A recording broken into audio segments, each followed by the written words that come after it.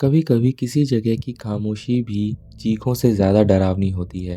ये कहानी उसी कुएं की है जहाँ गिरता तो सिर्फ पानी है, लेकिन वापस आवाजें आती हैं। आज उसी पुकार किसी और ने सुन ली है, और जिसने ये पुकार सुनी वो कभी वैसा नहीं रहता।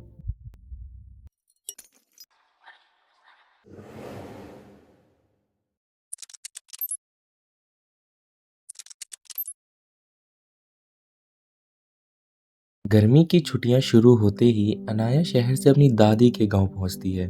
गांव वे पहली बार देख रही थी। पुराने घर, मिट्टी की खुशबू, पेड़ों की सरसराहट, सब कुछ शांत। घर पहुंचकर वो दादी के पैर छूती है। दादी मुस्कुरा कर कहती है, आ गई मेरी चांद सी बच्ची, चला हाथ मुंह धो ले, तेरे लिए खीर बनाई है। अनाया बहुत खुश होती है। लंबे समय के बाद उसे असली अपनापन महसूस हो रहा था। फिर खाना खाने का समय होता है, और तभी अनाया खाना खाते समय पूछती है, दादी यहाँ कोई बीमार है क्या? किसी की रोने की आवाज आ रही थी। दादी एक पल रुकती है, आंखें झुका लेती है। नहीं बेटा, पुराना घर है, आवाजें गूंज जाती है। लेकिन अनाया ने महसूस किया दादी कुछ तो छुपा रही थी।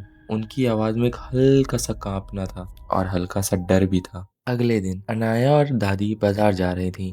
गांव का रास्ता काफी सुनसान था। टूटी दीवारें, सूखे पेड़, खाली रास्ते। अचानक वहीं रोने की आवाज इस बार बहुत साफ और पास से आ रही थी। अनाया एक पल को रुक जाती है। दादी, दादी ये कौन है? आपको भी सुनाई दे रहा है ना? दादी घबरा जाती है, उनकी सांसें भी तेज हो जाती है। अनाया, अभी घर चल, अभी के अभी। अनाया हैरान, पर दादी का डर पहली बार इतना साफ दिख रहा था। घर पहुंचकर दादी सबसे पहले दरवाजा बंद करती है। उनकी आंखें एकदम लाल हो गई थीं, जैसे नींद ना आई हो काफी दिनों से। दादी अनाया से बोलती है, कल सुबह ही शहर वापस चली जाना। अनाया चौंक जाती है, लेकिन दादी मैंने क्या किया? दादी धीरे से बोली, कुछ आवाजें जिनके जवाब नहीं खोले जाते। अनाया जानती थी दादी किसी चीज से बहुत डर रही है। रात के लगभग 1:40 हो रहे थे। आसमान बादलों से ढका था। घर में अजीब सी ठंड फैल रही थी। अनाया करवटें बदल रही थी, और तभी रोने की आवाज इस बार एकदम कमरे से बाहर से आ रही थी। वो घबरा कर उठती है, दादी को जगाती है, पर दादी बेहोशी जैसी गहरी नींद में थी, चेहरा बिल्कुल जड़। अनाया बाहर देखने जाती है, और उसे दिखता है एक स्त्री की परछाई कुएं की तरफ इशारा करते हुए धीमे धीमे हिलती हुई। उसका चेहरा धुंधला, पर उसकी आंखें चमक रही थी। डर और जिज्ञासा के बीच फंसी अनाया आखिर बाहर निकल जाती है। वो उस आवाज के पीछे चलते हुए गांव के चबूतरे तक पहुंचती है। वहां था पुराना कुआं, चारों तरफ लोहे की बेड़ियां, जैसे किसी खतरनाक चीज को बंद किया गया हो। लेकिन आज ताले आधे टूटे थे, मिट्टी फैली थी, जैसे अंदर से किसी ने धक्का मारकर खोलने की कोशिश की हो। अनाया कांप जाती है। फिर अनाया कुएं के अंदर देखती है और पूछती है, कोई है नीचे? नीचे की गहराई से एक सांस खींचती हुई आवाज आती है।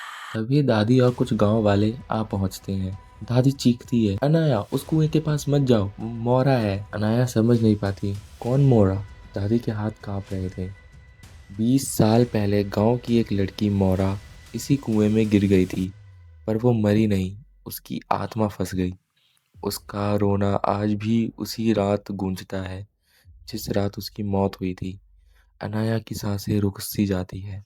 अचानक कुएं के अंदर से एक भारी, गहरी, दर्द भरी आवाज, जो मेरी पीड़ा सुनता है वही मेरा हिस्सा बनता है। अनाया के पैरों के नीचे की मिट्टी सरकने लगी थी। वो बेड़ियां को पकड़कर लटक जाती है।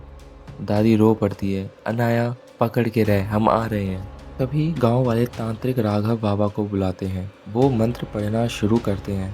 कुआं हिलने लगता है, जैसे भीतर किसी ने हाथ पैर मारना शुरू कर दिया हो। बाबा चिल्लाते हैं, जिसने रोने की आवाज सुनी उस पर उसका हक बन जाता है। अनाया चीखती है। कुआं उसे और तेजी से अंदर की तरफ खींच रहा था। बाबा पूरी शक्ति लगाकर कुएं पर ताबीज लगाते हैं। अचानक धीरे धीरे आवाजें मिट जाती हैं, हवा रुक जाती है। दादी अनाया को ऊपर खींच लेती है। अनाया बेहोश है, पर जिंदा।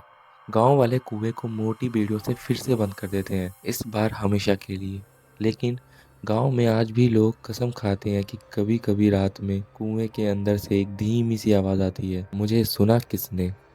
गांव वाले कहते हैं कि अब वो कुआं हमेशा के लिए बंद है। लेकिन रात को उस पहर जब पूरा गांव सो जाता है, किसी को फिर वही आवाज सुनाई देती है, एक धीमी सी आवाज ने, किसने सुना मुझे।